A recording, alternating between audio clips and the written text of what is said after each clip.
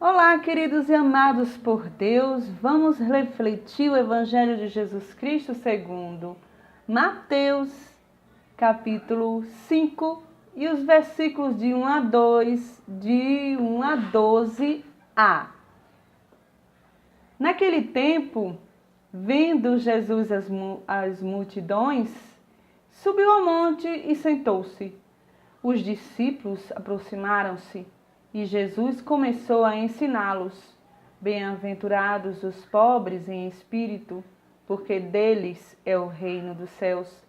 Bem-aventurados os aflitos, porque serão consolados. Bem-aventurados os mansos, porque possuirão a terra. Bem-aventurados os que têm fome e sede de justiça, porque serão saciados. Bem-aventurados os misericordiosos, porque alcançarão a misericórdia. Bem-aventurados os puros de coração, porque verão a Deus. Bem-aventurados os que promovem a paz, porque serão chamados filhos de Deus. Bem-aventurados os que são perseguidos por causa da justiça, porque deles é o reino dos céus. Bem-aventurados sois vós, quando vos injuriarem e perseguirem, e mentindo, disserem todo tipo de mal contra vós por causa de mim. Alegrai-vos e exultai, porque será grande a vossa recompensa nos céus. Glória a vós, Senhor. Palavra da salvação. Glória a vós, Senhor. Gente, vocês sabem, muita gente que já acompanha o meu canal já entende que eu não faço digitações, né, edições do vídeo que eu faço. Eu sou sujeita a alguns erros, o erro é humano. E toda a infâmia e discórdia que o povo fala e julga através dos erros, das falhas humanas. Para não ferir o ouvido de ninguém, se faz uma edição de vídeo, porque muita gente pode desviar um pensamento, ou então por causa de uma falha na leitura ou de outra coisa. Mas, enfim, a mensagem está dada, o Evangelho está aí, Jesus Cristo já foi dado, esse Evangelho, e eu quero mostrar para vocês que o sofrimento não é uma escolha de Deus. O Deus nos deu o livre-arbítrio de nós escolhermos entre o bem e o mal. Jesus já disse uma vez que ele não aceita o morno, quando a pessoa fica em cima do muro. Ou é sim ou não. Ou é quente ou frio. O morno ele vomita. Tipo assim, muitos políticos estão aí falando de Jesus Cristo, da forma como ele fala, da ideologia. Ele cria um Deus próprio para ele, a Deus que satisfaça a vontade dele. E eles não querem satisfazer a vontade de Deus. Tanto os políticos, também muitos da nossa comunidade de Jesus Cristo, católica. Tem muita gente assim também, que quer satisfazer mais a sua vontade do que a vontade de Deus. Mais a vontade de Jesus Cristo que a vontade de Deus. Geralmente, os pobres, eles sofrem muito, né? Porque falta muita coisa. E muitos lutam por justiça com os pobres. Tem muita gente aí lutando para a justiça para os pobres. E sofrem perseguições dos que se acham poderosos aqui na terra. Essa leitura da bem-aventurança, que é comemorada no dia de todos os santos, santos fiéis, falecidos, defuntos. Os santos fiéis, o santo, digamos assim, santo porque dedicou uma vida ao serviço do reino de Deus. Dedicou sua vida, extravasou sua vida, não se apegou à sua vida para dedicar ao serviço de Deus. Esses têm as vestes alvejadas pelo sangue de Jesus. quando se diz a veste alvejada pelo sangue de Jesus, na esperança de um dia estar na glória de Deus, vendo a luz de Deus, vendo a sua face, é a esperança que temos quando Jesus fala da bem-aventurança, é logo após a morte. É um grande mistério depois que a gente morre, porque Jesus mesmo, ninguém voltou de lá para cá. Jesus mesmo já disse em outro texto que é uma grande barreira de onde estamos agora para depois da morte.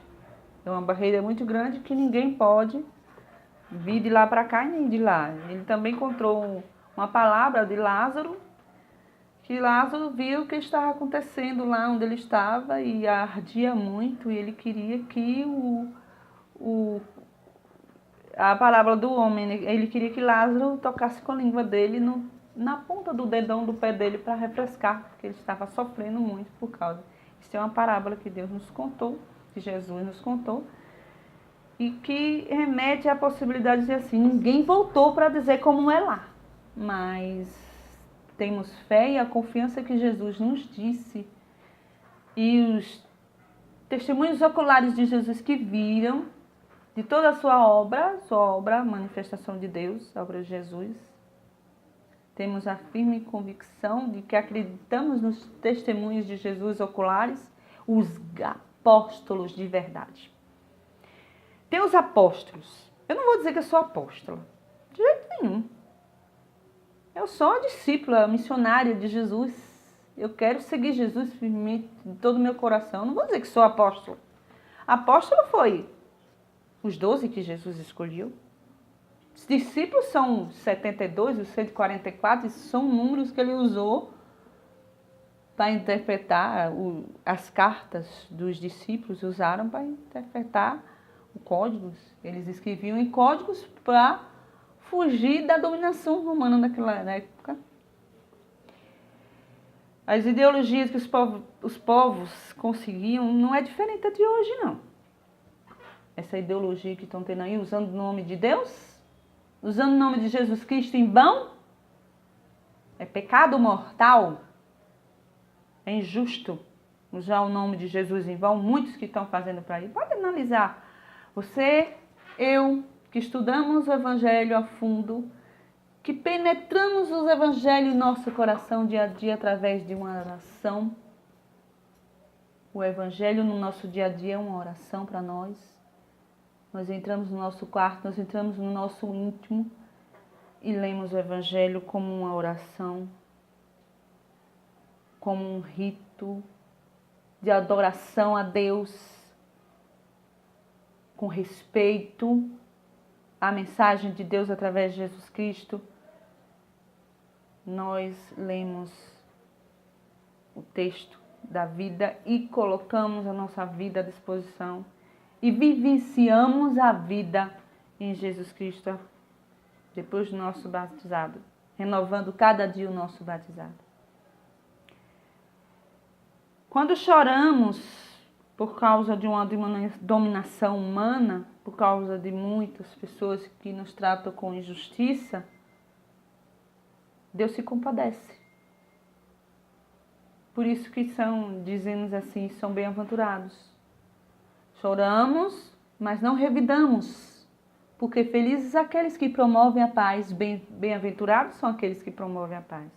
Quando não revidamos com a mesma moeda das afrontas, das ofensas, das dominações, das injustiças, que o nosso semelhante nos faz, nossos irmãos, nós somos felizes, nós somos bem-aventurados em promover a paz e sendo mansos. Quando temos sede de justiça, somos bem-aventurados.